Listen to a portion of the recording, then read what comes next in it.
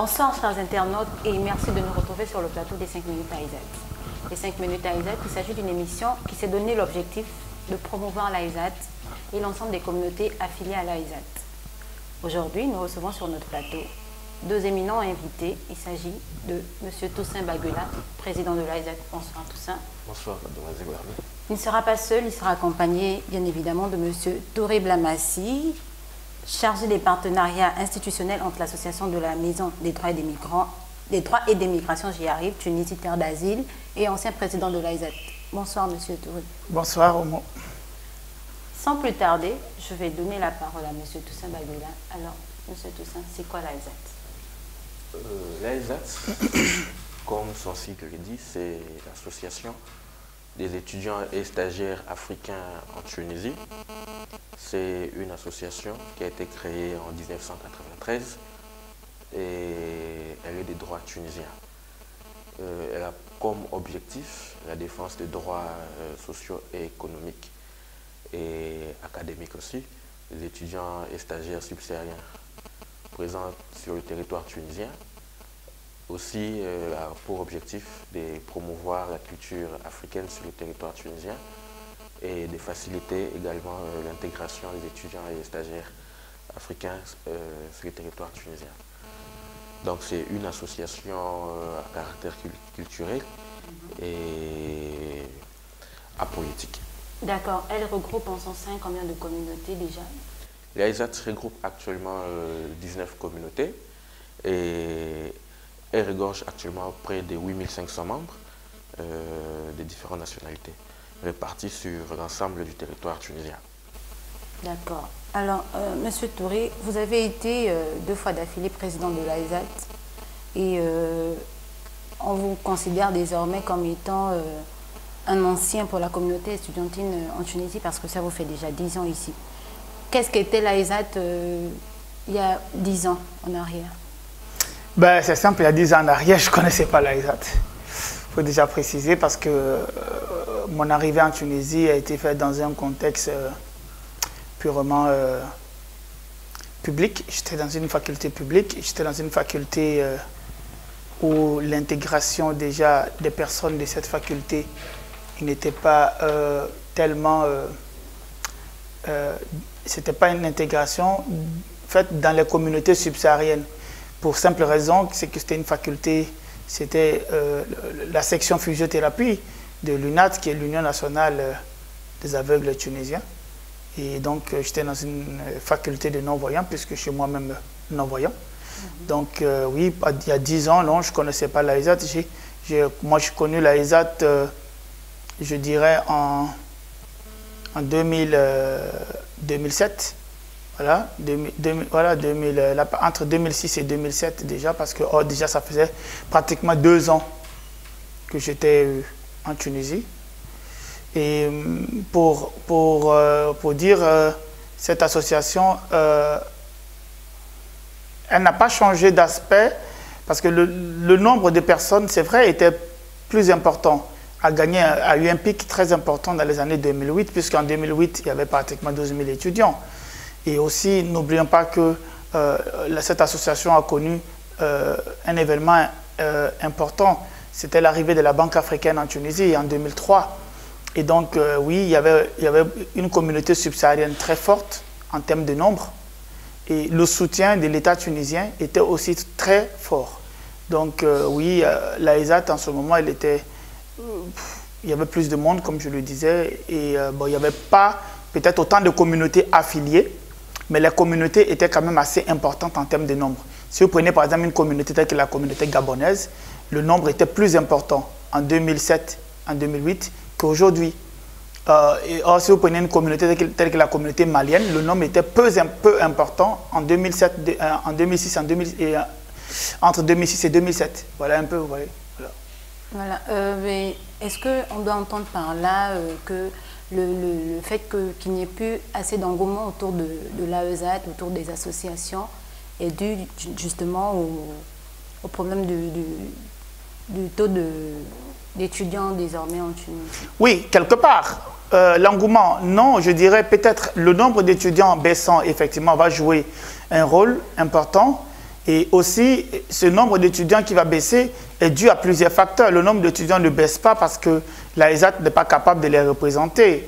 Mais le nombre d'étudiants va baisser parce que les conditions pour rentrer en Tunisie sont devenues plus dures après la Révolution. Le nombre d'étudiants va baisser aussi parce qu'il y a d'autres problèmes qui vont apparaître, la question des cartes de séjour et d'autres paramètres. Et aussi, n'oublions pas qu'en 2011, la Tunisie va connaître une période de révolution, que nous saluons entre parenthèses, mais révolution qui amène beaucoup de questions. Voilà, les étudiants vont se poser beaucoup de questions et certains vont même avoir peur. Et donc, vous autres vont changer de pays. Ils vont repartir vers le Maroc qui va commencer à avoir une politique de commerce, une politique commerciale beaucoup plus agressive et beaucoup plus attractive. Voilà. D'accord. Alors, Monsieur Toussaint, qu'est-ce que l'AESAT fait de manière plus concrète pour réunir l'ensemble des étudiants et stagiaires sur le territoire tunisien en termes d'activités? Actuellement, l'AESAT organise plusieurs activités. D'ailleurs, elle a été nominée l'année dernière parmi les 5 meilleures associations tunisiennes.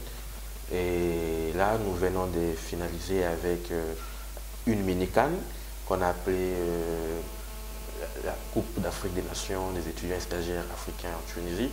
Et comme vous le savez, chaque année, les communautés affiliées, donc les associations filles qui composent l'AESAT, organisent des journées culturelles. Et là, nous sommes dans une phase où les journées culturelles s'intensifient déjà parce qu'il y a 2 week-ends de cela, il y a la communauté tchadienne ainsi que la communauté malienne qui a organisé sa journée culturelle. Et cela, c'est dans le souci de promouvoir la culture de leur pays sur le territoire tunisien. Et là, nous allons aussi permettre aux frères et sœurs tunisiens de découvrir l'Afrique subsaharienne à travers les journées culturelles. Donc il y a jusqu'au mois de juillet 19 journées qui seront organisées par des communautés. Et là, nous lançons déjà une invitation à nos frères plutôt tunisiens et nos sœurs tunisiennes de venir découvrir la culture burkinabé et camerounaise prévue. C'est samedi et dimanche. Donc le samedi, il y a une journée culturelle camerounaise. Puis le dimanche 10 mai, une journée culturelle burkinabé à la maison des fédérations, à la cité olympique. Et cela, c'est pour faciliter l'intégration des étudiants ici sur le territoire tunisien et aussi faciliter l'intégration de la jeunesse tunisienne dans l'Afrique qui est leur continent.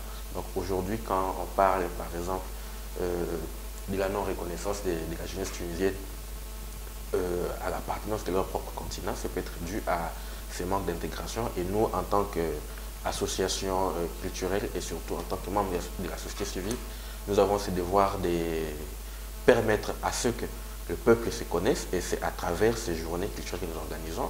Et cela permettra à ce que le peuple se connaisse. Et voilà. D'accord.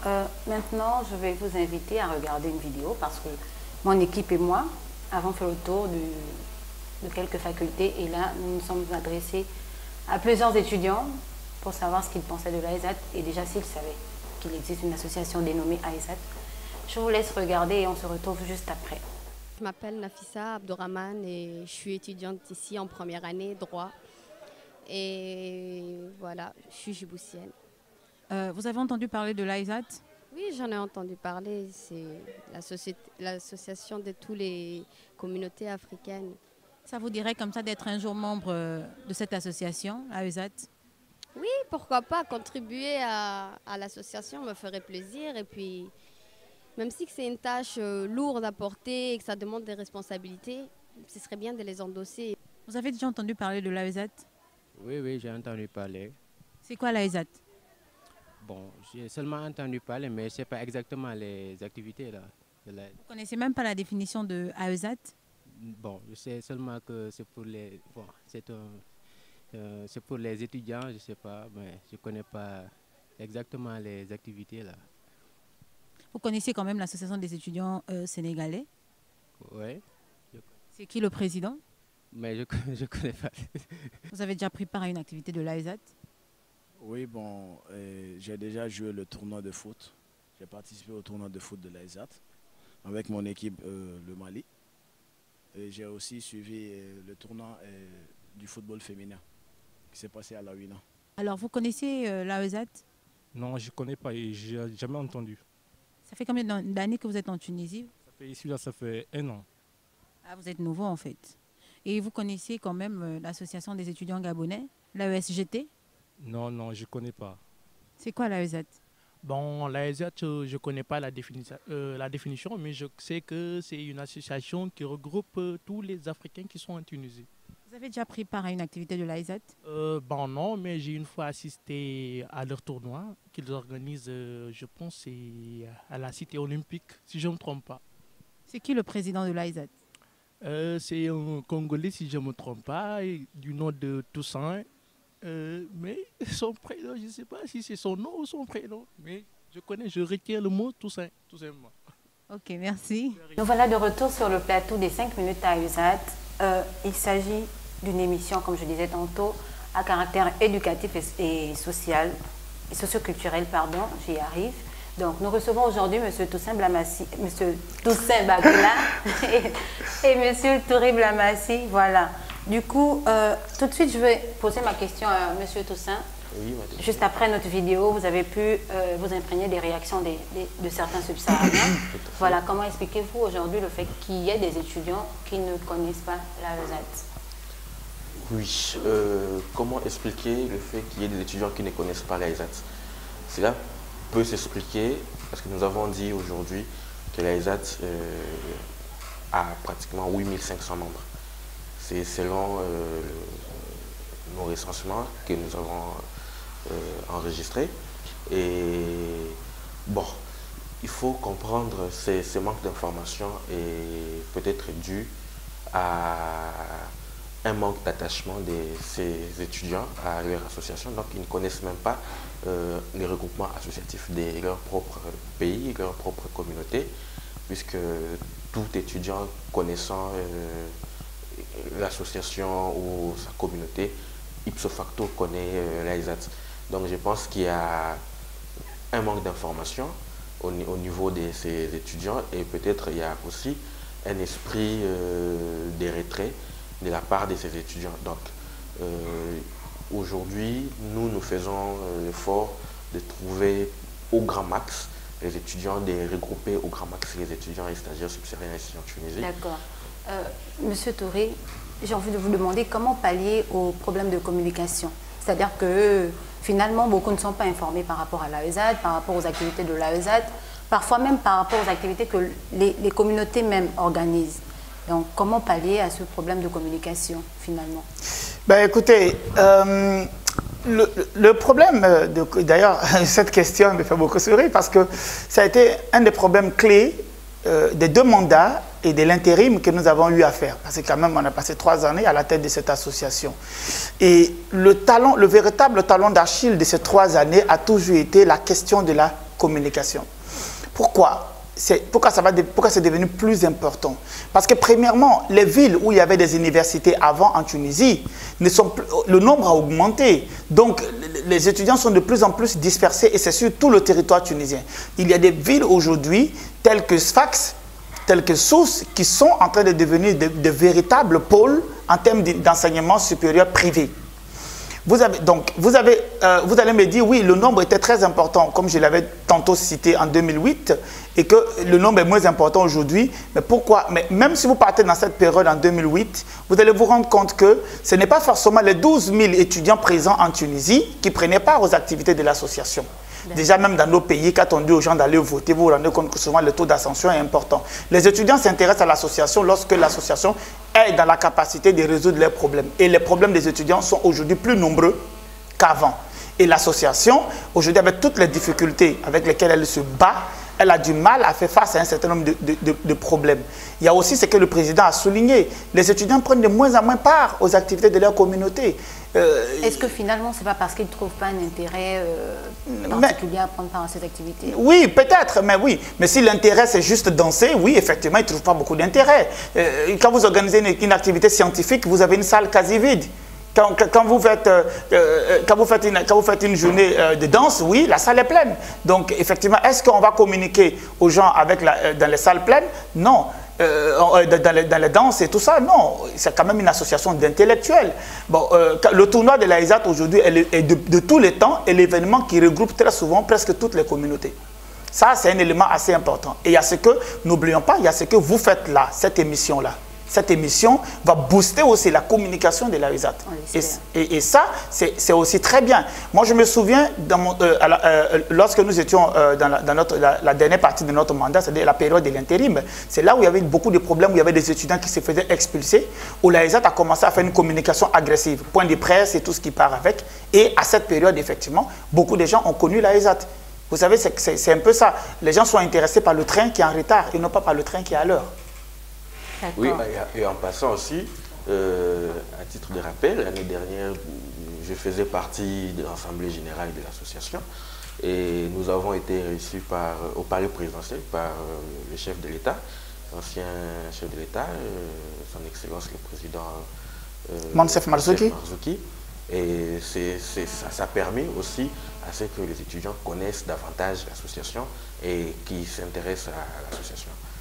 D'accord. Oui, pour pallier à cette question justement de communication, nous ne nous sommes pas contentés des interviews des subsahariens. Nous avons adressé, nous avons tendu notre micro au président de communauté et je vous laisse apprécier. Concernant la visibilité peut-être de l'AESAT, le problème se situe peut-être au niveau des présidents des communautés ou bien de la manière dont on diffuse l'information à propos de l'AESAT. Bon, particulièrement dans notre communauté, nous, on essaie toujours de faire comprendre à nos communautaires le rôle que l'AESAT joue, puisque nous déjà, on s'est affilié à l'AESAT, donc ça veut dire que c'est l'AESAT qui chapeaute toutes les autres associations. Nous sommes affiliés à l'AESAT, qui est la structure mère et qui est sur pied il y a au moins 21 ans aujourd'hui. Et donc, à tous nos compatriotes, nous leur disons, bon ben, toutes les manifestations que nous entreprenons, c'est sous l'égide de l'AESAT. Et donc l'AESAT est là pour orienter bien sûr les étudiants dans une symbiose, je peux dire dans l'intégration. Donc à travers nos événements, nous parlons toujours de l'AESAT pour qu'ils sachent que cette association voilà, existe en fait. L'AESAT, c'est une société mère pour toutes les autres communautés et puis pour le Mali également. C'est l'AESAT qui nous représente devant toutes les autres structures en Tunisie. Moi personnellement, lors des AG, déjà je présente l'AESAT et je leur montre ce que c'est que l'AESAT. Je leur parle un peu je leur dis que c'est l'AESAT qui est notre association mère. C'est grâce à elle que nous sommes là. Et voilà, je pense qu'à mon niveau, je pense quand même qu'il y a des gens qui connaissent. Alors, cher président, que suscite cette réaction de vos homologues présidents de communauté? Oui, c'est une réaction qui est vraiment honnête, d'autant plus il y a une part de responsabilité. Donc, l'AESAT, c'est comme un modèle de l'Union africaine. Donc, il y a des communautés qui est affiliées et aujourd'hui c'est l'Union africaine qui a des représentants et qui sont les responsables des différentes communautés. Donc je crois qu'il y a une part de responsabilité, la responsabilité elle est partagée, elle est au niveau bien même du bureau exécutif de l'association ou des anciens ou de la politique des anciens bureaux exécutifs et aussi. Merci pour le pic. Non, ce n'est pas un pic parce qu'aujourd'hui on parle d'un manque de communication il y a 10 ans de cela. Et je n'étais pas à la tête il y a 10 ans de cela. Oui, on n'a pas dit que la faute elle est juste pour M. Touré. Non, mais aujourd'hui, nous avons trouvé voilà, ces problèmes et nous essayons tant soit peu d'éradiquer ces fléaux. Donc, comme je le disais, la faute elle est partagée, nous essayons de faire de notre part et c'est aussi au président de chaque communauté de faire en sorte que cette association qui est chère à tout le monde, qui est notre héritage, parce que nous avons trouvé l'association et nous allons partir, et c'est à eux maintenant de participer, de contribuer à la pérennisation de l'AESAT, qui est vraiment, vraiment un exemple à suivre pour tout le pays. Alors, si on veut partir, si on veut rechercher une faute, je veux dire, le faute irresponsable, c'est un peu délicat parce que, écoutez, alors, on a près de 57 universités privées. En plus de ces universités privées, vous avez des centres de formation professionnelle qui sont maintenant aussi privés, parce qu'avant, c'était plus seulement du public. Combien d'universités privées parlent de l'association à leurs étudiants? Combien d'universités privées intègrent l'association dans le processus d'intégration de ces étudiants en territoire tunisien? Ça, c'est d'une part. Deuxièmement, il y a aussi, comme je disais, la non-implication des étudiants dans les activités de leur communauté. Moi, je connais des présidents de communautés qui font le tour de la Tunisie. Chaque année, il y a des présidents de communautés qui font, je pense que vous, M. Bagoula, vous l'avez fait à l'époque quand vous étiez président de la communauté congolaise. Tout à fait. Mais vous serez peut-être surpris de voir que certains étudiants congolais vont vous dire, je ne connais pas le président de ma communauté. Ça aussi, c'est un autre paramètre. Est-ce que la personne veut connaître, est-ce que la personne veut s'impliquer? Ça fait deux. Troisièmement, il y a un autre aspect qui est important. Les communautés n'ont pas de carte de membre. L'AESAT ne peut pas établir de carte de membre. Pourquoi? Parce qu'il y a des communautés affiliées qui recensent leurs membres et ces communautés affiliées, le jour qu'ils pourront donner des cartes de membres, le jour puisque ces cartes de membres, ils vont les vendre, donc il va falloir peut-être marketer les gens et leur parler de la communauté. Et puis il y a des gens qui s'en foutent pas mal. Il y a des gens même en Tunis, même ici à Tunis, tu leur dis, ils te disent, je n'ai pas de problème, mes parents m'envoient suffisamment d'argent, je n'ai pas besoin de tout ça, et puis bon voilà. Voilà, et donc ils ne veulent pas s'impliquer. Moi je suis choqué qu'au 21e siècle, à l'ère de l'Internet, qu'il y ait un étudiant qui te dit qu'il ne connaît pas l'AESAT, ou bien qui te dit qu'il ne connaît pas le président de sa communauté. C'est qu'il ne veut pas connaître. Parce qu'il n'y a pas un président de communauté aujourd'hui qui n'est pas sur Internet. Il n'y en a pas. Aujourd'hui, vous tapez AESAT sur Internet, ça sort. Il y a tellement d'informations, tellement d'actions ont été menées. Ce que vous venez de faire aujourd'hui, c'est le chapeau. Mais on va pas, je suis sûr que vous n'allez pas vous arrêter là. Mais venez dans 2 ans, il y en a qui vous diront, je ne connais pas. Parce qu'il y a des gens comme ça qui ne s'impliquent pas. C'est tout simple. Donc il y a tout ça aussi qui joue. Les communautés font ce qu'elles peuvent. Les communautés souffrent, on fait les journées culturelles. L'AESAT souffre, on organise le tournoi, vous organisez plein d'activités. Et aujourd'hui, il y en a qui vont vous dire non, on ne connaît pas. Hein? Allez voir la page Facebook de l'AESAT, combien de personnes visitent nos pages? Combien d'étudiants regardent? Mais allez voir sur WhatsApp les vidéos futiles, les conversations futiles, mais c'est légion. Mais on va pas non plus les agresser, on ne va pas non plus les frustrer, parce que c'est de leur temps. Malheureusement, c'est comme ça. Le 21e siècle est un siècle de communication azimut. Et malheureusement, sur Internet, on trouve tout. Ce qui est bien et ce qui est moins bien à la fois. Voilà. Monsieur Toussaint Bagoula, un mot de fin. Donc, un mot de fin, je crois... M. Touré l'a dit, nous sommes au XXe siècle. Aujourd'hui, pour s'informer, on n'a pas besoin seulement que l'information vienne devant vous. Il faut aussi chercher l'information. Aujourd'hui, les étudiants ou les stagiaires confondent l'AESAT et ils ont besoin uniquement de l'AESAT lorsqu'ils ont des problèmes, lorsqu'ils sont en difficulté. Or, partout dans le monde, aujourd'hui, on va parler de l'exemple de la France. La France a été construite grâce au mouvement associatif et aujourd'hui la vie associative permet à ce que le développement d'un pays ou d'un continent émerge. Donc je crois pour mon mot de fin, j'invite tous les étudiants, tous les stagiaires et toute la population tunisienne à soutenir l'AESAT et surtout à nous suivre avec notre initiative, avec cette émission 5 minutes AESAT. Monsieur Touré. Ben, écoutez, moi je dirais que pour le mot de fin, je dirais que les étudiants doivent s'impliquer plus. Je dirais que l'AESAT est un trésor que nous devrons sauvegarder, un trésor qui ne nous appartient pas, que nous sommes censés transmettre aux générations qui viennent après nous. Et nous sommes engagés dans ce processus. Il y a 2 présidents réunis sur ce plateau. Et si vous fouillez dans l'histoire de l'AESAT, vous avez même 2 présidents aussi avant qui étaient là, qui vivent sur le territoire tunisien. C'est une association qui a une histoire, qui n'est qu'en cours d'écriture. Et les étudiants doivent comprendre que c'est à eux de faire l'histoire de l'AESAT, parce que c'est en faisant l'histoire de cette association qu'ils pourront demain s'impliquer dans les affaires de leur pays. L'association nous permet à apprendre à gérer. C'est une école vivante, l'association. Et malheureusement, les étudiants ne cherchent pas l'information. Vous savez, mademoiselle Oumou, je vous jure qu'il y a des étudiants qui n'ont jamais mis les pieds dans leurs ambassades.